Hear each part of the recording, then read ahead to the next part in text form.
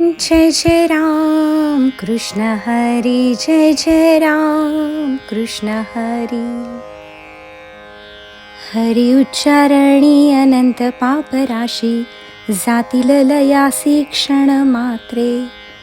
तृण अग्नी मेळे समरस झाले, तैसे नामे केले जपता हरी. हरी उच्चारण मंत्र हा गाध, पळे भूत बाधा भेणे येथे. ज्ञानदेव म्हणे हरी माझा समर्थ, न करवे अर्थ उपनिषदा. हरिमुखे म्हणा, हरिमुखे म्हणा, पुण्याची गणना कोण करी. हरी उच्चारणी अनंत पापराशी, जातील लयासी क्षण मात्रे. अहो, एका हरीचा उच्चार, भगवंताच्या नामाचा उच्चार केला म्हणजे किती का मोठी पापाची रास असेना, पापाचा केवढा का ढीग असे ना आपल्याजवळ. अनंत पापराशी असे म्हटले आहे. अनंत म्हणजे ज्याचा अंत लागत नाही. समजा इतकी पापे जमवून ठेवली असली आणि जर भगवंताचे नाव घेतले, त्या आत्मस्वरूपामध्ये असलेल्या भगवंताचे जर नाव घेतले, तर त्या हरीच्या नामाने ती पापराशी जळून जाते, पापे पळून जातात. जिथे भगवंताचे नाम चाललेले असते तिथे पाप जवळ सुद्धा जात नाही. ज्ञानोबा उदाहरण देतात. ते म्हणतात, जातील लयासी क्षण मात्रे. ती पापराशी क्षणात नाहीशी होऊन जाईल. म्हणून घेऊन तर पहा भगवंताचे नाव. ज्या पापाच्या राशी आम्ही जमवलेल्या आहेत, मागच्या जन्मातल्या किंवा ह्याही जन्मात जी अनेक पापे केली आहेत, ती पापे त्या भगवंताच्या नामाने क्षणामध्ये नष्ट होऊन जातात. कारण हे जे नाम आहे ते त्या नामीचे असते. तो जो नामी आहे तो आत्मा, भगवान, देव, ईश्वर, काही नाव द्या त्याला, तो आत आहे. त्याच्या नावाने, त्याच्या शक्तीने, त्याच्या कृपेने सगळी पापे नष्ट होऊन जातात, पळून जातात. ज्ञानोबा उदाहरण देतात. कसे?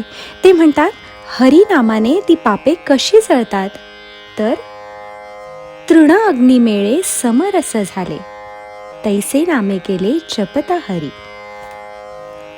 तृण म्हणजे गवत, सुकलेले गवत आहे आणि त्याला जर आग लागली तर काय होईल? आणखी वारा त्याच्या मदतीला असला तर मग विचारायलाच नको.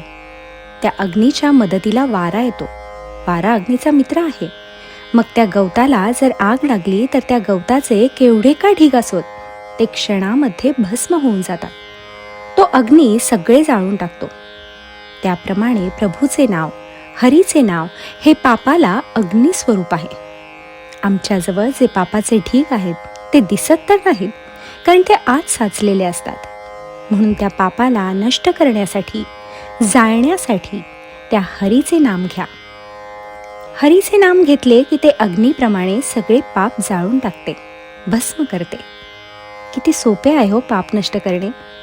इतके सोपे असून सुद्धा का आम्ही देवाचे नाव घेत नाही, कळत नाही. आणि समजा नसेल पाप आमच्या अंतःकरणामध्ये, मग पुण्य तर वाढेल. समजा पाप नाही आमच्याजवळ, मग कशाला घ्यायचे नाव? पाप नाहीसे करण्यासाठीच देवाचे नाव घ्यायचे असते का? पाप नसले तरी तुम्ही पुढे पाप करू शकणार नाही आणि पुण्य कराल. पुण्य साचेल म्हणून तरी घ्या, म्हणून तरी देवाचे नाव घ्या. खाता, पिता, बोलता, चालता, उठता, बसता, तुमचे जे काही धंदे चाललेले असतील, उद्योग चाललेले असतील, कर्मे चाललेली असतील, त्या त्या वेळेला मनातल्या मनात देवाचे नाव घेत राहायचे. ते असे नाही घ्यायचे की फार भोंगा लावायचा आणि मग बोलायचे देवाचे नाव. भोंगा लावून नाही म्हणायचे देवाचे नाव. देवाचे नाव हे आतल्या आत घ्यायचे, तोंडातल्या तोंडात घेत बसा. कोणाला ऐकायला जाणार नाही. हा मानसिक जप असतो. अशा प्रकारे देवाचे नाव घ्यायचे. जप 3 प्रकारचे असतात.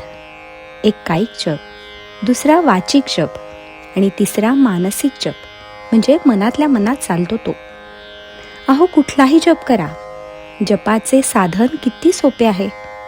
त्यातल्या त्यात जपाचे साधन इतर साधनांपेक्षा सोपे आहे. म्हणून ज्ञानोबा म्हणतात, तृण अग्निमेळे समरस झाले, तैसे नामे केले जपता हरी. त्याप्रमाणे हरिनामाने आपले सगळे पाप जाळून टाकले, ज्याप्रमाणे अग्नी त्या गवताला जाळून टाकतो, असे ज्ञानोबा सांगतात. जय जय राम कृष्ण हरी, जय जय राम कृष्ण हरी.